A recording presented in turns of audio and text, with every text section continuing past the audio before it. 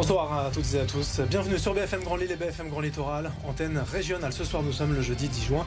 On est à 10 jours du premier tour des élections régionales. Ce sera le dimanche 20 juin. Et pour cette nouvelle émission politique, nous accueillons Xavier Bertrand, président de la région Hauts-de-France, candidat à tête de liste de l'Union de la droite. Bonsoir. Bonsoir. Et puis avec nous en plateau, et également pour mener cette interview, le journaliste de 20 minutes Lille, François Launay. Bonsoir François. Bonsoir. Alors au programme des 30 prochaines minutes, plusieurs séquences pour mieux vous connaître. D'abord Xavier Bertrand, on va découvrir votre parcours militant, vos engagements politiques, votre portrait. On abordera aussi les grandes thématiques de cette campagne des régionales, l'emploi, car c'est votre priorité depuis 2015. Ce qui nous amènera notamment vers les transports, l'écologie aussi, avec l'opposition aujourd'hui qui est faite entre nucléaire et éolien, la sécurité, la santé, bref, beaucoup de choses à aborder. On terminera avec quelques questions pour mesurer votre connaissance de la région. Mais d'abord, puisqu'on est sur BFM Grand Lille et BFM Grand Littoral, c'est l'actualité.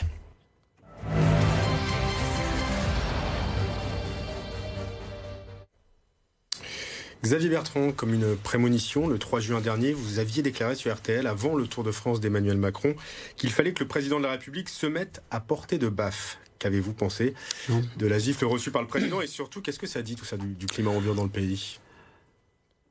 Qu'il est intolérable qu'un président de la République soit frappé et qu'il y ait de la violence à son égard, comme il est anormal qu'il y ait autant de violence dans notre pays.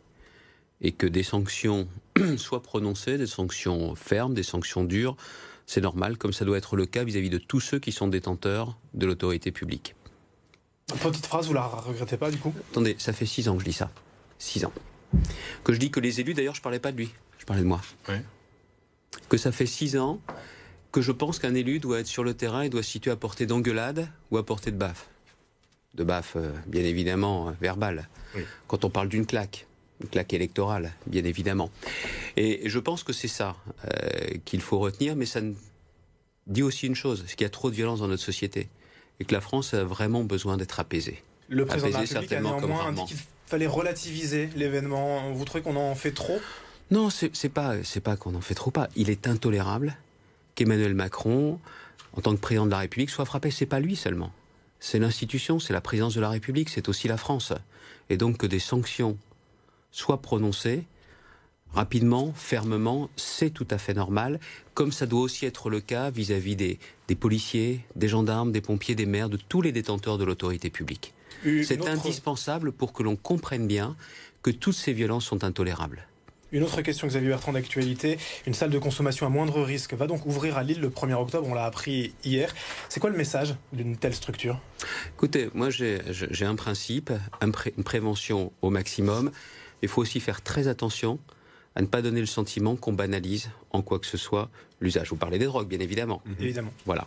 Donc j'ai été ministre de la Santé, et sur toutes ces questions, un maximum de prévention, oui, mais en rien on ne doit donner le sentiment qu'il y ait une forme de banalisation. Je suis contre la légalisation du cannabis, c'est une position constante chez moi. Je dis ça à la fois en tant que père de famille, je dis ça aussi en tant qu'ancien ministre de la Santé, parce que j'ai connaissance aussi des études qui montrent qu'il n'y a rien de banal, il n'y a rien de normal, mais il n'y a que des procédés dangereux et des conséquences très dangereuses à faire l'usage de drogue. Alors pour ou contre ces salles de shoot, comment on les appelle ? Je viens de vous dire ma position. Vous êtes contre ? Le programme, on va y venir bien évidemment, on va détailler ça ensemble avec François. On va tâcher quand même de mieux vous connaître, Xavier Bertrand, avec ce portrait signé Chloé Berthaud. C'est peut-être l'un des derniers gaullistes. Happé par la politique, le jeune Xavier Bertrand prend sa carte au RPR à seulement 16 ans. En 89, première campagne électorale à Saint-Quentin. C'est jusqu'ici sa seule et unique défaite dans les urnes.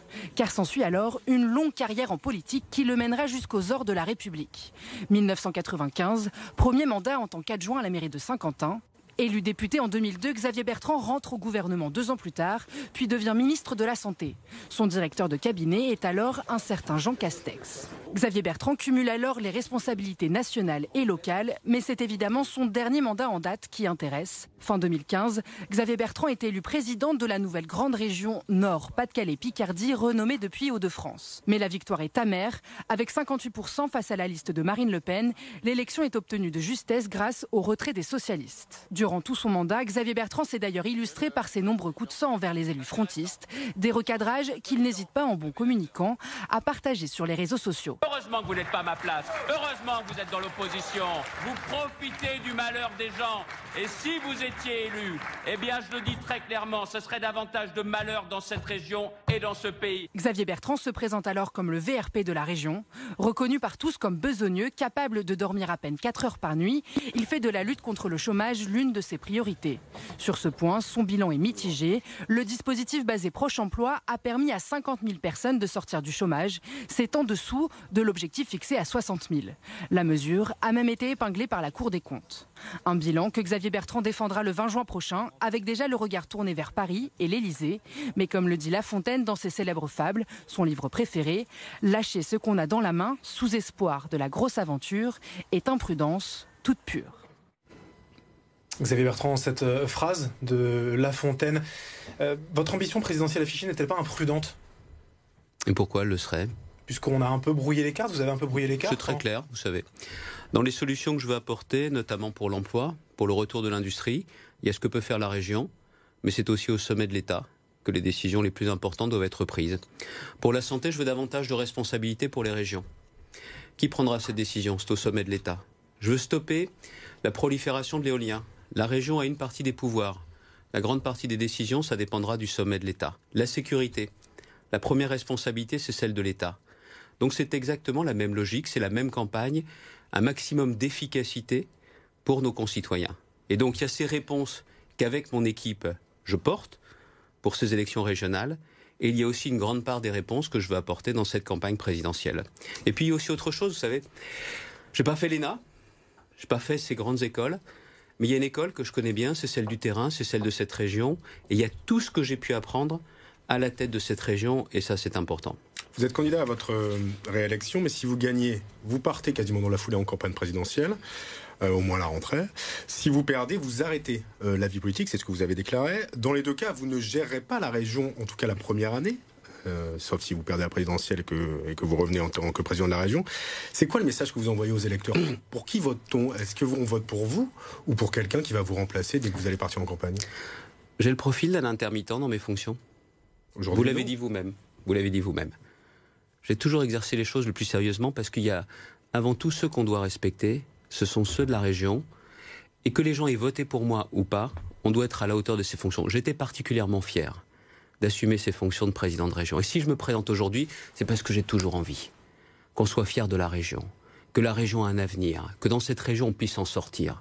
Les gens de cette région sont formidables et je dois être à la hauteur de cette confiance. Est-ce que vous pensez que j'ai géré tout seul la région pendant 6 ans? Bien sûr que non. Voilà, parce que j'ai une équipe. Et du costaud. C'est dans mon équipe qu'il y a le plus de gens solides avec moi. On parle d'économie, Laurent Rigaud, Philippe Beauchamp, Frédéric Motte. Les lycées, pensez que c'est 260 lycées, je les ai gérés tout seul. Manuel Martin a fait ce travail. Natacha Bouchard avec moi. Pardon, non, mais c'est sur votre nom que les électeurs se prononcent. Vous savez où j'habite?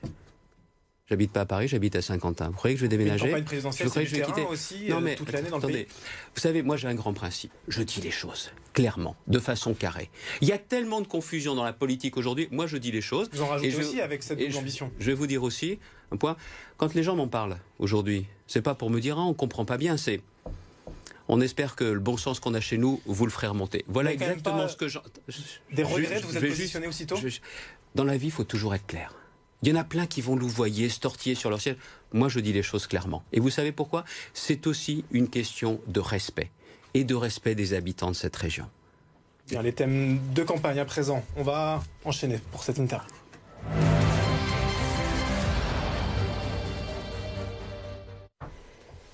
Et d'abord un sujet primordial aujourd'hui pour les habitants des Hauts-de-France, un sujet d'ailleurs qui vous tient à cœur, Xavier Bertrand, l'emploi. D'abord, Proche Emploi, sans entrer dans le bilan, dans la bataille des chiffres. Ça n'a pas forcément été le succès attendu. La Cour des comptes, d'ailleurs, s'est montrée critique envers le dispositif. Si vous êtes élu, on fait quoi de Proche Emploi? On garde, on continue, on amende, on continue, bien sûr. Arrête. Attendez, si vous aviez fait partie de ces 21 500 personnes qui avaient retrouvé un boulot avec Proche Emploi... Mais vous aviez annoncé 60 000. Pas du tout.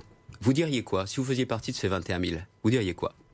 Au niveau des chiffres, vous aviez annoncé 60 000. Non, je vais être très clair. Alors on va prendre le temps qu'il faut parce que moi, il y a un principe que j'aime bien, c'est de remettre les pendules à l'heure. Hier, j'ai eu un débat avec des opposants qui ont pratiqué les mensonges à fond. Là, c'est pas le cas aujourd'hui. Alors on va bien s'expliquer. Quand je suis élu en janvier, je pense qu'en septembre, 60 000 personnes sortiront du chômage. Et là, vous avez vu les images tout à l'heure. Je me suis trompé. Ce n'est pas 60 000 qui sont sortis du chômage, c'est 54 000. Mais comme je n'ai pas atteint mon objectif à 100%, sur ces images, je le dis moi-même, je n'ai pas atteint mon objectif. Je l'ai atteint qu'à 90%. Parce que j'ai un principe, c'est que j'assume. J'assume toujours. Proche emploi, ça a été lancé, ça a été le prolongement notamment des plateformes pour l'emploi qui avaient été mises en place par mon prédécesseur, par quelqu'un, c'était son adversaire, ça avait été plus proche ensuite, Pierre de Saint-Aignan. C'est cette idée qu'il faut permettre d'avoir des offres d'emploi que n'a pas forcément Pôle emploi. Ça vient en plus. 21 500 personnes, plus que la seule population de Denain, la population d'Abbeville, qui ont retrouvé du boulot rien qu'avec ça. Et vous savez ce que je dis quand je lance Proche emploi ? Si une personne retrouve du boulot, ça vaut la peine. Donc on garde 21 500. Je viens de vous le dire. Maintenant, je vais plus loin. J'ai entendu bilan mitigé sur l'emploi. C'est bien ça ? Dans le reportage. Vis-à-vis de Proche emploi. Non, pas seulement, j'ai entendu dans le reportage. Moi, je vais écouter, je vais vous dire une chose. On ne fait jamais tout bien dans la vie, mais quand même. Quand on arrive en 2016, vous avez un taux de chômage dans la région qui est à 12,3%. Aujourd'hui, il est à 9,3%. Ça a baissé ou augmenté ? C'est une tendance nationale, ça a baissé partout en France. S'il vous plaît. Alors, je dis à celles et ceux qui nous regardent, regardez les chiffres de l'INSEE. Ce n'est pas ceux de Bertrand, c'est les chiffres de l'INSEE qui montent 12,3, 9,3%. Ça a augmenté ou baissé ? Ça a baissé. Et vous savez grâce à qui ? Aux employeurs, aux entreprises, parce que ce sont les entrepreneurs qui créent de l'emploi. Mais c'est vrai qu'on a créé un environnement favorable. C'est vrai qu'on a aidé les entreprises, beaucoup d'entreprises, des milliers et des milliers, pour qu'elles nous permettent de trouver un emploi. Et on a formé également des demandeurs d'emploi. Et derrière ça, la baisse, elle est plus importante qu'au niveau national. Ça n'est pas moi qui le dis, c'est l'INSEE. Donc si ça va augmenter, oh là là, je sais qui serait le responsable, c'est moi. Mais si ça a baissé, il faut quand même reconnaître que ça a permis de redonner de l'espoir, même si c'est pas terminé, parce qu'il y a encore trop de personnes qui sont sans emploi, et que donc la priorité, elle reste le travail, elle reste l'emploi, même si les priorités aujourd'hui en 2021 ne sont plus les mêmes qu'en 2014-2015, et qu'aujourd'hui, il y a une attente très forte sur la santé, sur la sécurité, et que nous continuons. J'aurais juste finir ma phrase. Ceux qui nous écoutent ne vont pas pouvoir comprendre. Donc, on va continuer sur l'emploi, mais on va aussi continuer autre chose. L'aide au pouvoir d'achat. Parce que nous aidons aussi dans la région ceux qui travaillent. Vous travaillez, vous prenez votre voiture, vous êtes aidé par la région. 100 000 personnes différentes. Parce que là encore, je veux être au rendez-vous du travail et de ceux qui travaillent. Vous parliez de la baisse du chômage, mais votre mandat a quand même été marqué par plusieurs plans sociaux. Le dernier d'entre eux, le plus médiatique, étant celui de Bridgestone, avec plus de 800 personnes qui ont été licenciées. Malgré toute votre bonne volonté, on a quand même le sentiment que les élus sont démunis face à des multinationales qui prennent les subventions, mais font ce qu'elles veulent derrière. Alors, qu'est-ce que vous pouvez faire concrètement, sachant que depuis 2015, la région a perdu 20 000 emplois industriels ? Bon, on va parler concrètement de Bridgestone. Vous avez parlé du plan social. Avec le rôle des élus. Oui, qui ont aidé à faire le PSE, mais qui n'ont pas pu empêcher la fermeture de l'usine. Grâce à l'action des élus et des représentants syndicaux, quand on bosse tous ensemble, on obtient un PSE supérieur de 60%. Ça vaut pas la peine de se battre pour les gens ? Bien sûr que si. Voilà. Mais les gens ont perdu leur emploi. Deuxièmement, ils ont perdu cet emploi. Mais vous croyez qu'on va rester à rien faire ? Normalement, au mois de mai, il y avait 0 emploi derrière. Au moment où je vous parle, grâce à l'action de tout le monde, on a 300 à 400 salariés qui ont déjà une solution. Ça veut dire qu'on n'en est pas quitte avec ce dossier Bridgestone, c'est parce qu'on va continuer à aller jusqu'au bout. Donc à ceux qui disent oh, « vous y pouvez rien », quand quelqu'un veut partir, vous ne pouvez pas l'empêcher forcément de partir. Mais en revanche, il faut qu'il assume. On a aidé les salariés avec le PSE et maintenant, on doit, je dis bien on doit, leur retrouver une activité. Et c'est ce qu'on va faire jusqu'au bout. Vous avez parlé de ce dossier, c'est vrai ? Vous gagnez peut-être pas à chaque fois, mais vous devez vous battre à chaque fois. Vous n'avez pas parlé d'Ascoval. C'était fermé, c'était terminé. Il y a aussi d'autres dossiers dans la région sur lesquels on s'est battu. J'étais, par exemple, hier chez Penter, à Ham. C'était une entreprise en décembre 2015. Les actionnaires disent « on ferme ». Je suis allé en Suisse, avec un parlementaire, Stéphane Demilly, pour plaider la cause de Zossier. Elle est toujours là, cette entreprise. Il y a toujours les salariés. Et encore une fois, vous le savez, dans la vie, même si vous ne gagnez pas à chaque fois, vous devez vous battre à chaque fois. On et n'aura c'est pas ça le temps qui est de essentiel. voir tous les dossiers industriels, effectivement, puisqu'il y a d'autres mais sujets. soyons concrets. Je vous donne des chiffres globaux, ça baisse, vous me dites, c'est pas suffisant comme démonstration. Je vous donne des exemples concrets. Et ce qui est vrai, c'est qu'on doit 20 000 emplois industriels qui ont été perdus quand même en 6 ans, malgré toute votre bonne volonté, et c'est très bien pour la région. Et vous savez ce qui se serait passé si on n'avait pas bossé ? Ça aurait été pire. Et vous savez pourquoi ? C'est parce que la région des Hauts-de-France, encore une fois, ce ne sont pas mes chiffres. Ce sont les chiffres de Business France. Vous êtes là, dans la région où il y a eu le plus d'investissements industriels internationaux depuis 4 ans. C'est pas moi qui l'invente. Et vous savez pourquoi ? On a mis des moyens. Il y a les investissements internationaux, il y en a d'autres. L'usine de batterie, on va faire le lien. L'usine de batterie de Peugeot, 2000 emplois. Elle devait aller où ? Elle devait aller dans l'Est de la France. Et le ministre de l'économie qui avait dit « ce serait bien dans l'Est ». On s'est battu encore une fois avec tous les élus. Et elle est où cette usine ? Elle est chez nous. Elle est chez nous. Et une nouvelle usine, Renault. Renault avait même envie de faire une croix sur Maubeuge. On s'est encore une fois battu. Qu'est-ce qui se passe ? Maubeuge est là, 300 personnes recrutées en plus. Merci. Et Douai va nous permettre très clairement de recruter davantage et d'avoir une nouvelle usine de batterie. On va parler d'environnement si vous le voulez bien aussi. Vous vous définissez comme écolo en étant pro-nucléaire, pro-voiture, pro-chasse. Difficile d'y croire finalement. On caricature pas un peu là ? C'est justement non, mais la voiture, je vous ai parlé des voitures électriques. Les batteries électriques, c'est bon pour l'environnement ou pas ? Oui, mais dans l'absolu, 75% des habitants prennent leur voiture. Pour vous, voilà, c'est la solution. En tout cas, pro-chasse, pro-nucléaire, c'est pas forcément l'écologie à long terme, c'est une écologie court-termiste. Le nucléaire, vous avez une meilleure énergie décarbonée ? Aujourd'hui, non, mais à terme, il faut déjà penser à l'avenir. Non. Moi, je vous le dis, le nucléaire, on continue. Et quand Gravelines se terminera, je veux qu'il y ait un EPR, 2 EPR dans la région. Et c'est la position du Conseil régional. Malgré les déchets nucléaires, malgré les risques potentiels ?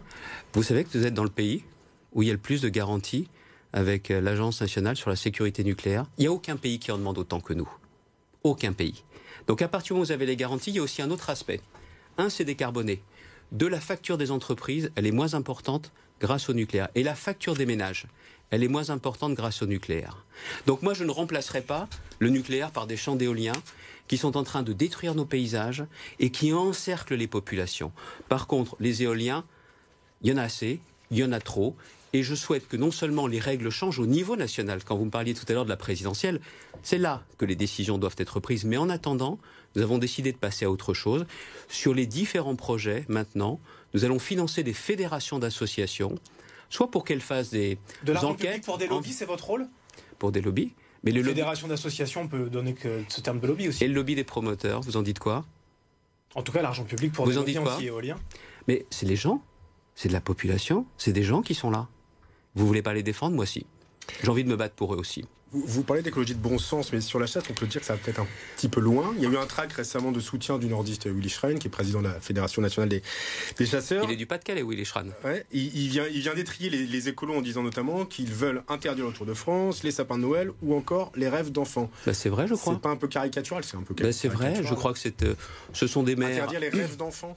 C'est ce qui avait été dit, je crois, par la maire de Poitiers. C'est pas vraiment ce qu'elle a dit, mais... Mais vous avez le droit de défendre ce que dit la maire de Poitiers. Je défends mais moi, pas. Si, et puis aussi, bon, écoutez, je vais vous dire une chose.